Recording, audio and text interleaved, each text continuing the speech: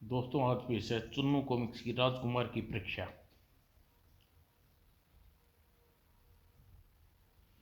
ये कवच चित्र है दोस्तों।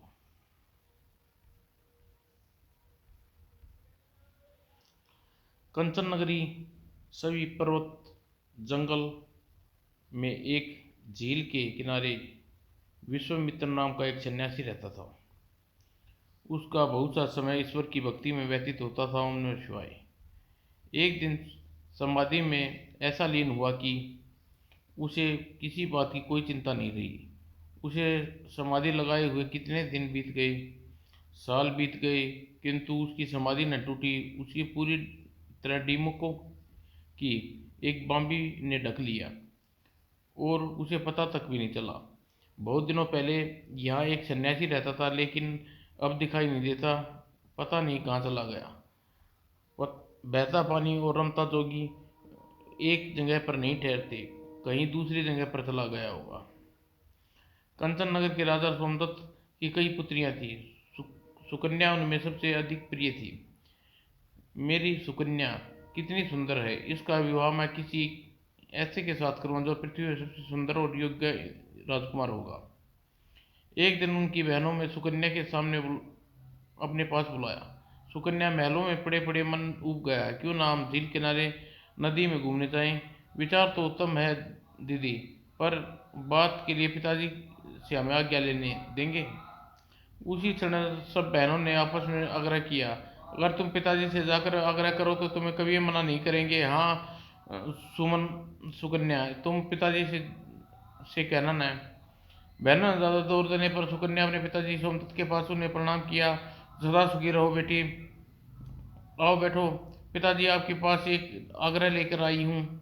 तो फिर कहो, संकोच किस बात का कर रही हो बेटी। हम सब बहनें झील के किनारे घूमने जाना चाहती हैं बाबूजी। पिताजी, जरूर जाओ बेटी, हम भी तुम्हारे साथ घूमने चलेंगे, यह तो बहुत अच्छा रहेगा। दूसरे दिन राजा सोमदत्त अपनी बेटियों के साथ, सखियों के साथ और बहुत से नौकरों चाकरों के साथ लेकर झील की ओर चल दिए। झील के किनारे पहुंचकर जंगल में उसे एक जगह अपना डेरा डाल दिया। बेटी, अब हम आराम से प्रगति के सौंदर्य का अवलोकन करें। देखो पिताजी, कितनी सुंदर जगह है। सुकन्या अपनी सखियों और बहनों के साथ जंगल घूमने निकल गई पड़ी। सुकन्या अपने धुन में आगे बढ़ती जा रही थी। चलते चलते उसे विश्वामित्र की कुटिया के पास पहुंची। अब सब लोग कहाँ गए। तभी उसने मिट्टी किसी मिट्टी के सुंदर घरोंदे को उसका ध्यान खींचा। ओह, मिट्टी का कैसा ढेर है। कुछ देर उसके समीप पहुंची। अरे, यह तो डिम्को की भी बाम्बी है, लेकिन इसके अंदर यह क्या चमक रहा है। सुकन्या ने उस बाम्बी के चमकने वाली चीज को बहुत करीब से देखा। कहीं ये जुगनू तो नहीं। चलो इन्हें बाहर निकाल कर देखती हूँ। जुगनू हुए तो इन्हें पकड़कर अपनी बहनों को दिखाऊंगी, बड़ी खुश होंगी। वह सुकन्या के पास पड़ी दो सूखी टहनियाँ उठा ली और उन्हें लेकर दीमक की बाम्बी के चमकने वाली चीज़ों की ओर बढ़ी। अगर दोनों जुगनू को एक साथ डांडी से बाहर खींच निकालूंगी। लेकिन जैसे ही सुकन्या ने दीमक की बाम्बी टहनियाँ कुरेदा, उसकी बाम्बी अंदर किसी दर्द भरी आवाज़ सुनाई दी। ओह, फोड़ डाला। उस आवाज़ को सुनकर सुकन्या बाम्बी की ओर देखा। उसकी दोनों छेदों से खून की धार बह रही थी। हे भगवान, यह क्या अपराध हो गया। बाम्बी के अंदर कौन है। फिर एकाएक घबरा कर वह भाग खड़ी हुई। पिताजी, मुझे बताइए। वह तेजी से दौड़ती हुई अपने पिताजी के पास पहुंची। पिताजी, पिताजी, क्या हुआ, तुम इतनी घबराई क्यों हो। अचानक वहां एक विचित्र दृश्य देखा। लोग बाग अपनी पीड़ा को बुरी तरह छटपटा उठे और जैसे पीड़ा प्रतिपल बढ़ती जा रही थी। चैन चैन नहीं पड़ रहा। महाराज, हम इस वेदना से बचाइए, ये वेदना हमारी जान ले लेगी। दौड़ सुकन्या दौड़कर अपने पिताजी के सीने से लग गई। कहीं यह संबंध उस विचित्र आवाज़ से नहीं जो दीमक की बांबी से आ रहा था। मुझे कुछ पता बता तो बेटी, क्या हुआ। तभी राजा ने आसमानित सैनिकों को घबरा कर देखा, जिसके कारण उसे आदमी की वेदना बिल्कुल होकर छटपटा रहे थे। महाराज, हम लोगों को ऐसे नहीं है, पीड़ा के मरे जा रहे हैं, उपाय कीजिए। यह जंगल में क्या उपाय यह जंगल में क्या उपाय कर सकता हूँ। भाइयों, चलो महल की ओर लौट चले, वहीं कुछ कर सोचूंगा। उन लोगों की पीड़ा देखकर सुकन्या सोच में पड़ गई। मुझे यह किसी का भी श्राप लगता है। कुछ ही देर में तंबू उखाड़ लिया गया और सभी उसी दिन राजा अपने नगर लौट आया पड़ा। नगर पहुंचते ही सबसे पहले महामंत्री कौशल्य को बुलाया और सारी घटना बताकर आदेश राजा ने आदेश दिया। जब यह घटना घटी तो उस समय हम लोग ने स्वामी विश्वामित्र के आश्रम के निकट डेरा जमा रखा था। तुम फौरन जाकर पता लगाओ किसी व्यक्ति ने स्वामी विश्वामित्र को रुष्ट तो नहीं कर दिया। जो आज्ञा महाराज, मैं अभी जाकर पता लगाता हूँ। उधर राजकुमारी सुकन्या अपने कक्ष में अकेली बैठी सोच रही थी। दीपक की बांबी में आली वाली घटना पिताजी को बता देनी चाहिए। इसी सोच विचार में पड़ी सुकन्या रात भर नहीं सो सकी। दूसरे दिन सुकन्या अपने पिताजी के कक्ष में पहुंची। पिताजी, मैं आपसे कुछ एक बात बताना चाहती हूँ। हाँ बेटा, कहो। पिताजी, झील के पास मैंने दीपकों की बांबी देखी थी। उसके अंदर दो चमकीली जड़ी हुई जो जुगनों की तरह चमक रही थी। फिर क्या हुआ? मैंने उन जुगनों समझकर बांबी से बाहर निकालने चाहा, लेकिन उसमें एक बारीक सी टहनी से क्रोच दिया। फिर मैंने टहनी को क्रोचते ही पहले तो बांबी में एक दर्द भरी आवाज़ निकली, फिर बांबी के अंदर दो छेदों से खून की धारा बहने निकली। ओह! मैं डर कर भाग आई, आपके पास चली आई। डरो नहीं बेटी, मैं स्वयं झील के तरफ जाकर इस बात का पता लगाऊंगा। उधर महामंत्री ने सैनिकों के साथ अपने पास बुलाया और उसकी जांच पड़ताल शुरू कर दी। क्या तुम लोगों ने किसी स्वामी विश्वामित्र को तंग किया है? नहीं, हम लोग तो स्वामी विश्वामित्र को वहां देखा भी नहीं। अगले दिन राजा और मंत्री अन्य लोगों के साथ झील के लिए रवाना हुए। थोड़ी देर बाद अपने साथियों को झील पर पहुंचकर उस डिमक की बांबी को खोजने में निकल पड़े। अचानक ही उनकी नज़र स्वामी विश्वामित्र के शरीर से चिपके हुए डिमकी की बांबी की ओर गई। ओह, तो यह बात है। अब सुकन्या के अपराध का आसानी से अनुमान लगा सकता हूँ। तब राजा घोड़े से उतरकर स्वामी विश्वामित्र के पास पहुंचे। उसकी दशा देखकर चौंक पड़ी। उफ, यह मेरी बेटी के हाथों कैसा अपराध हो गया? राजा सोमदत्त ने अपने दोनों हाथों जोड़कर स्वामी विश्वामित्र के सामने खड़ा हो गया। मुझे क्षमा कर दे करे स्वामी, मुझसे क्षमा करो। कौन हो तुम? मुझे किस बात की क्षमा मांग रहे हो? मैं कंचन नगर का राजकुमार सोमदत्त हूँ। मेरी बेटी सुकन्या के भूल से आपकी आंखें के जुगनू समझ कर अनजाने में टहनी से क्रोच दिया डाला, जिसके कारण आपकी आंखें जाती रही। ओह, तो यह काम तुम्हारी बेटी ने किया। राजन, कृपा उसका यह अपराध क्षमा कर दें और अपना श्राप वापस ले लें। लेकिन मैंने तो किसी श्राप दिया ही नहीं राजन। असल में तुम आपकी बेटी के दुष्कर्मों का फल भोग रहे हो। असल में तुम अपनी बेटी के दुष्कर्मों का फल भोग रहे हो राजन। उसने उसने अंधा कर बनाकर मेरी समाधि तोड़ डाली, वर्षों से तपस्या में भंग कर दी। मैं इस बात को स्वीकार करता हूँ स्वामी, मेरी बेटी बड़ी भयानक भूल हुई है। भूल नहीं, पाप को राजन। तो फिर आप पाप को प्रायश्चित का कोई उपाय बताइए स्वामी। आप आज्ञा दें प्रभु, कुछ भी कैसे भी मैं उसे पूरा करूँगा। अब मैं अंधा और बेसहारा हूँ राजन। मुझे किसी व्यक्ति की आवश्यकता है जो मेरी अच्छी तरह से देखभाल कर सके। स्वामी विश्वामित्र की बात सुनकर राजा सोमदत्त कुछ आशाबंदी। महाराज, मैं आपकी सेवा अभी कुछ सैनिक भेज देता हूँ, यहाँ रहकर रात दिन आपकी सेवा किया करेंगे। नहीं राजन, तुम्हें हमारे नौकर चाकर नहीं चाहिए। तो फिर राजन, मैं चाहता हूँ तुम्हारी बेटी आकर मेरी सेवा करे। राजा सुनकर सन्न रह गया। स्वामी जी, मैं इसके लिए तुम्हें 1-2 दिन का समय देता हूँ राजन। राजमहल जाकर मेरी बात अच्छी तरह सोच विचार करना, फिर निर्णय करना। राजन चिंता में डूबकर अपने साथियों और सैनिकों के साथ राजमहल लौट पड़ा। हे भगवान, तुझे मुझे किस विपदा में डाल दिया। नगर पहुंचकर राजा सीधा अपने शयन कक्ष में पहुंचा और सोच में डूब गया। मैं सन्यासी की सेवा के लिए अपनी सबसे प्यारी बेटी को कैसे भेजूं? लेकिन अगले ही पल अगर बेटी को ने पाप किया तो उसके लिए मेरी प्रजा कष्ट भोगे, यह कहाँ तक उचित है? किसी दुविधा में फंस गया हूँ महाराज। तभी महाराज लौट आने का समाचार पाकर सुकन्या दौड़ी आई। पिताजी, आप कब आए? वहाँ आपने क्या देखा? कुछ नहीं बेटी, इस समय तुम मुझे अकेला छोड़ दो। नहीं पिताजी, कुछ परेशान लग रहे हैं इसलिए आपको सारी बातें मुझे बतानी होगी।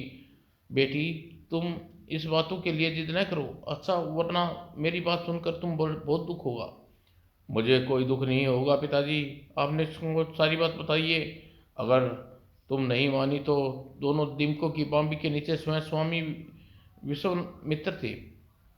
बेटी, तुमने जुगनुओं की चमकीली उसकी आंख थी, उप, मुझसे कैसा अपराध हो गया। हाँ बेटी, स्वामी अपनी सेवा में तुम्हें मांगा है, यह मांग उनकी ठीक है पिताजी।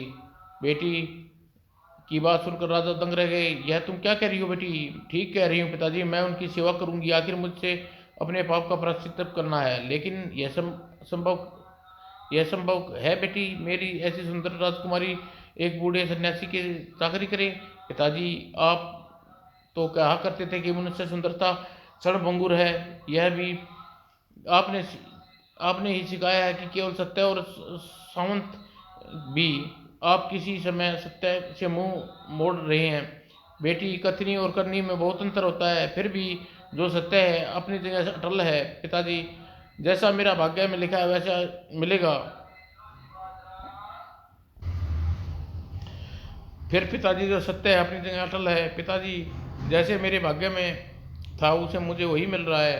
फिर जैसी प्रभु की इच्छा, शायद तुम मेरी बात, तुम्हारा कल्याण निहित हो।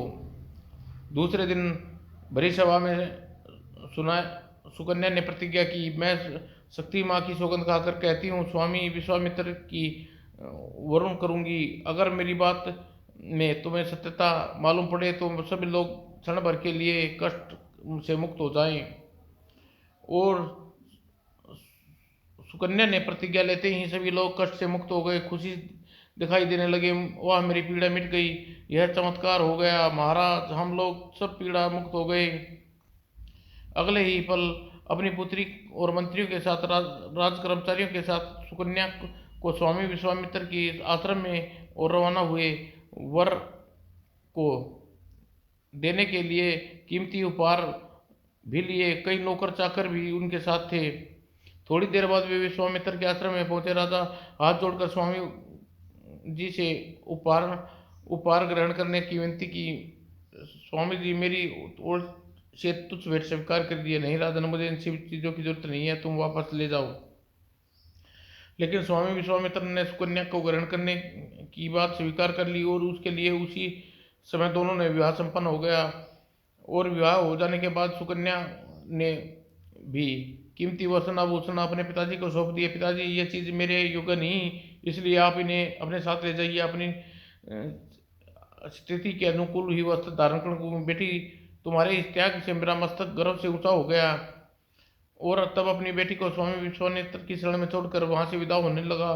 पिताजी, मुझे आशीर्वाद दीजिए, मैं अपना सही रूप से धर्म पालन कर सकूं। ईश्वर तुम्हारी अभिलाषा पूर्ण करे। बेटी जाओ, तुम सदा सुखी रहो। और राजा के बाद भारी मन से अपने महल लौट पड़ा। उसके बाद सुकन्या तन मन धन उसे पति की सेवा करने लगी और रोज सुबह उनकी पूजा के लिए बगीचे से फूल चुनती, लेकिन यज्ञों में अपना हाथ बटाती। मेरी वजह से तुम कितना कष्ट भोगना पड़ रहा है सुकन्या। कैसा कष्ट कैसा स्वामी, आपकी सेवा तो असली सुख प्राप्त होता है। और जब खाली समय में मिलता तो वह स्वयं शक्ति माँ की पूजा में लीन रहती। रात्रि के समय अपने पति के चरण दबाती। दूसरों की सेवा करने से नारी को सुख मिलता है, यह मैंने आज जाना, पहले कभी नहीं सोचा था। रात्रि काफी बीत चुकी, अब तुम सो जाओ सुकन्या। पहले आप सो जाइए स्वामी, फिर मैं सो जाऊंगी। और स्वामी विश्वामित्र के सो जाने के बाद वह चरणों की वंदना करती है। हे देवी माँ, जन्म जन्मांतरण मुझे स्वामी की पति के रूप में मिले।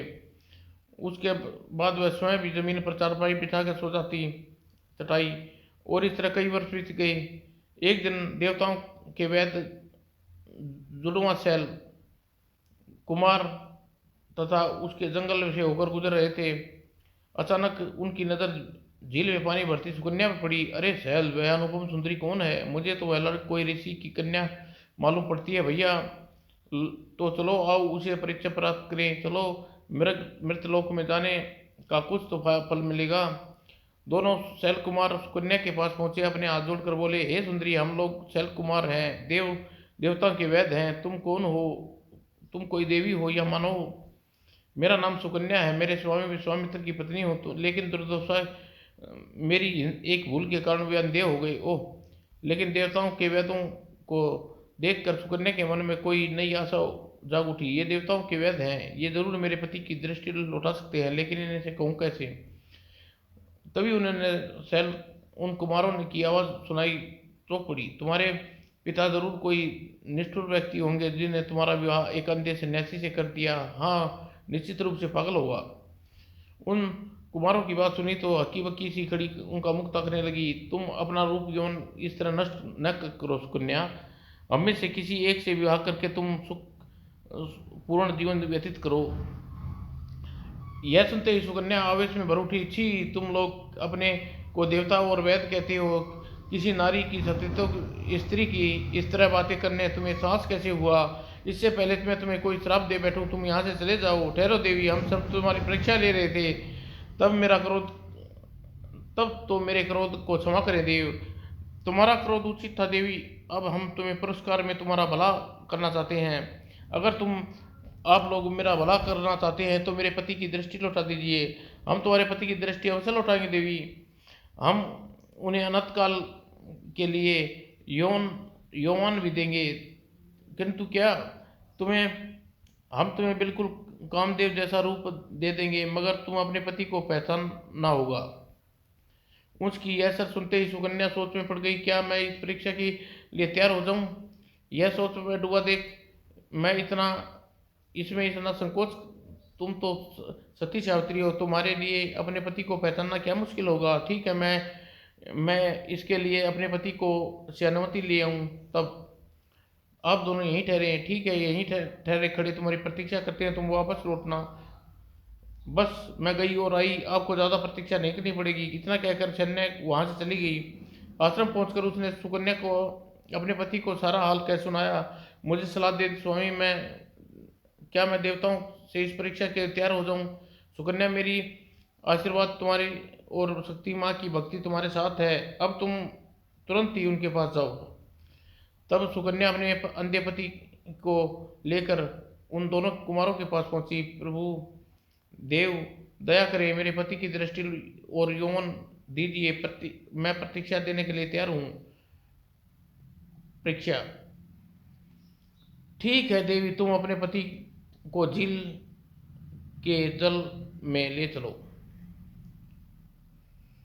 झील के अंदर घुसने के बाद हम तीनों पानी में डुबकी लगाते हैं। तुम तीन झील के किनारे खड़े होकर हमारे निकलने की प्रतीक्षा करना। जो आज्ञा देव। इतना कहकर सुकन्या अपने पति को झील के पानी में छोड़कर जैसे ही झील के किनारे पहुंची, तीनों पानी के अंदर डुबकी लगाकर लोप हो गई। थोड़ी देर प्रतीक्षा के बाद तीनों जल से बाहर निकले। तीनों की एक ही शकल सूरत देखकर सुकन्या हैरान रह गई। आई, ये कैसा करिश्मा है? ये तीनों तो एक ही रंग रूप के हैं, इनमें तनिक भी फर्क नहीं है। तीनों की आवाज़ सुनाई दी, तुम्हारा पति हूँ मैं, तुम्हारा पति, मैं तुम्हारा पति हूँ। अगले ही क्षण, क्या तुमने मुझे पहचाना नहीं? क्या तुमने पहचाना नहीं? इन तीनों को देखकर सुकन्या दुविधा में पड़ गई। हे देवी माँ, इनमें मेरा पति कौन है?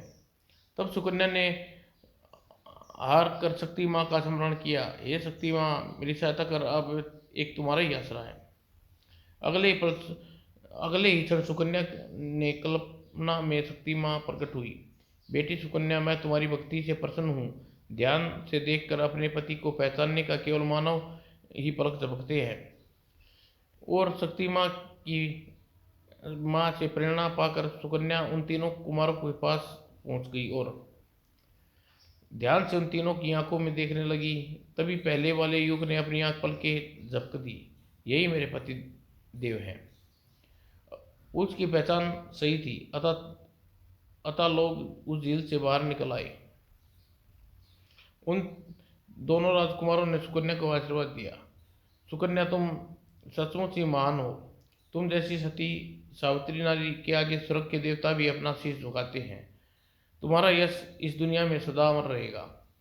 उसके बाद दोनों शैल कुमार सुकन्या को विश्वामित्र को विदा लेकर आकाश मार्ग में उड़ गई और अपनी आंखों से ओझल होते देख, चलो सुकन्या, अब आश्रम चलिए स्वामी। दोनों अपने आश्रम में लौट पड़े। आश्रम पहुंचने का। सुकन्या, आज से तुम ऐसा उपहार देना चाहता हूँ जिससे तुम प्रसन्न होगी। मेरे पास सब कुछ है स्वामी, जो एक पत्नी को चाहिए, लेकिन फिर भी मैं एक इच्छा शेष है। अगर आप पूरी कर दे तो धन्य हो जाऊंगी। हाँ बोलो, तुम्हारी क्या इच्छा है? पूरी करने को तैयार हूँ। मुझे पिताजी ने बहुत याद आ रही है स्वामी। हम लोग इस रूप में देखकर कितने खुश होंगे, इसका अनुमान शायद आप लगा सके। अच्छा, मैं अभी तुम्हें अपने योग्य बल से देखकर बताता हूँ।